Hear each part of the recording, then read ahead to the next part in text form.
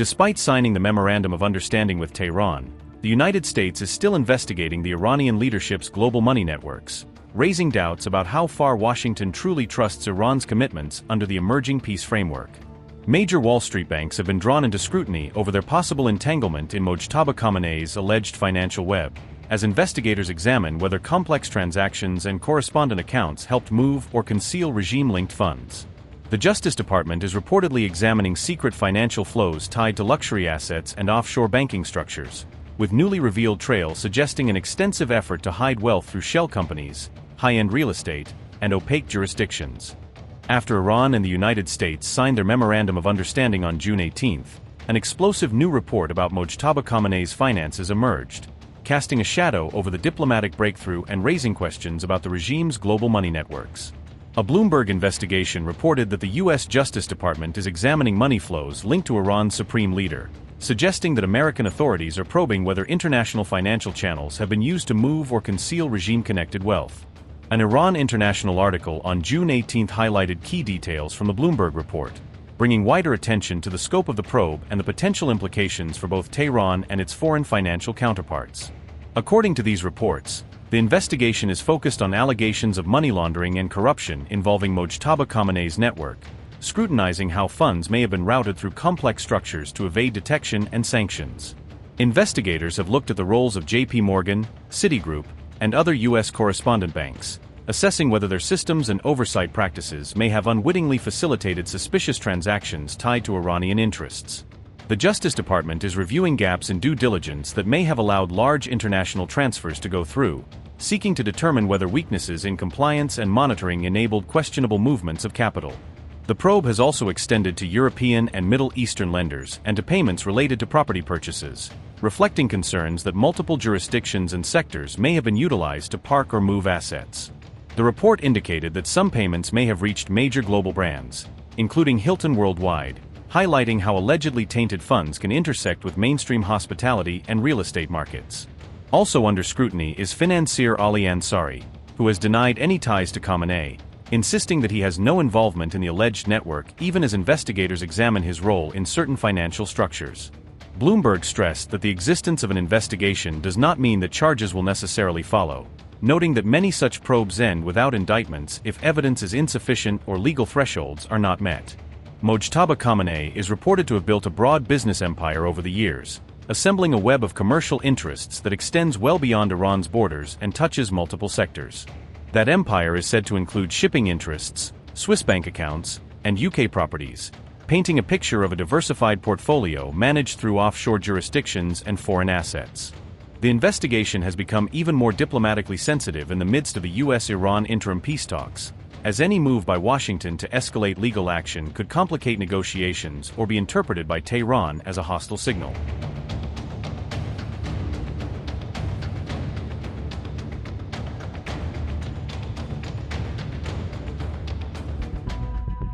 Iran's parliament speaker has issued a sharp warning to the United States following the signing of the Memorandum of Understanding. Mohammad Bagher Ghalibaf says Tehran will not accept any attempt to impose new conditions as negotiations move toward a permanent agreement. Iran's top negotiator warned that excessive American demands could undermine the entire diplomatic process and put the fragile breakthrough at risk.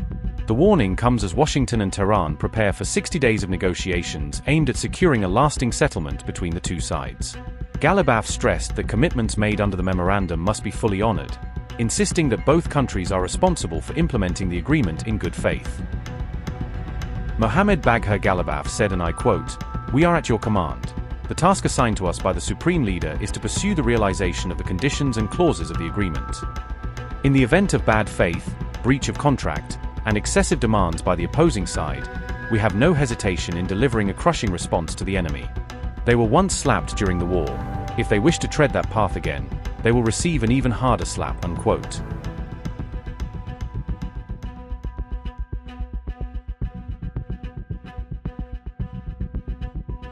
Iran's parliament speaker warned that any violation of the memorandum or any return to military confrontation would carry serious consequences for the United States.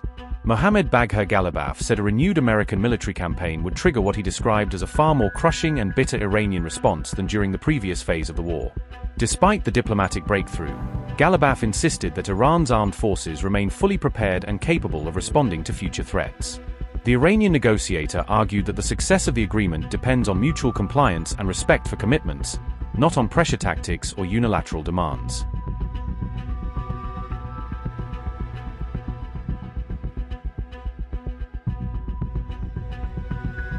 The memorandum gives Washington and Tehran 60 days to negotiate a comprehensive peace agreement. However, major issues remain unresolved, including sanctions relief and Iran's nuclear program. Ghalibaf said Iran will match its commitments to the actions taken by Washington. He warned that if the US fails to honor its obligations, Iran will not consider itself bound by its own commitments.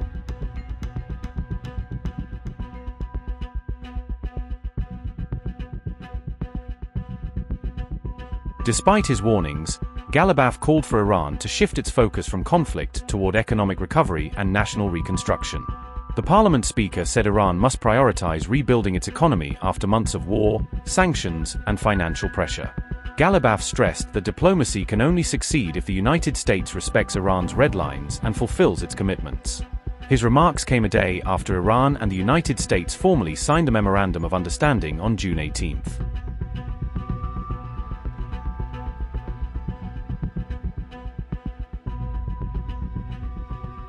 US President Donald Trump and Iranian President Masoud Pezeshkian have formally signed the Memorandum of Understanding. The 14-point agreement is designed to end hostilities between the two countries and reopen the Strait of Hormuz to normal navigation. The memorandum establishes a 60-day ceasefire period during which both sides will pursue negotiations on a broader final agreement. Trump signed the document during a meeting with French President Emmanuel Macron in Paris on June 18. Meanwhile, President Pezeshkian signed the memorandum in Iran, completing the process from Tehran's side. The agreement begins with a region-wide ceasefire, aiming to halt hostilities and lay the groundwork for a permanent end to the conflict. Both sides have pledged to respect each other's sovereignty and avoid interference in internal affairs, signaling a shift toward de-escalation. Washington and Tehran have set a 60-day deadline to negotiate a broader final agreement, with an option to extend talks if needed. The United States has agreed to begin lifting its naval blockade, while Iran will gradually restore normal shipping through the Strait of Hormuz. Iran has agreed to ensure free and safe passage for commercial vessels traveling between the Persian Gulf and the Sea of Oman for a limited period of 60 days. The memorandum outlines plans for a massive $300 billion economic development initiative aimed at supporting Iran's recovery. The United States has agreed in principle to discuss sanctions relief as part of a broader and mutually accepted final settlement. Iran has reaffirmed that it will not pursue nuclear weapons, while both sides work on a framework for managing enriched uranium. Until a final agreement is reached, Iran will maintain its current nuclear activities and the US will avoid new sanctions or military deployments. The agreement allows for sanctions waivers that could enable Iranian oil exports and related financial services to resume. Both sides will explore pathways toward financial normalization, including discussions on frozen assets and economic access. Once initial commitments are implemented, negotiations will expand to address all remaining issues required for a lasting settlement. Progress toward a final agreement will depend on both sides demonstrating compliance with ceasefire and maritime obligations. Any final agreement is expected to be submitted to the United Nations Security Council for international legal backing and enforcement.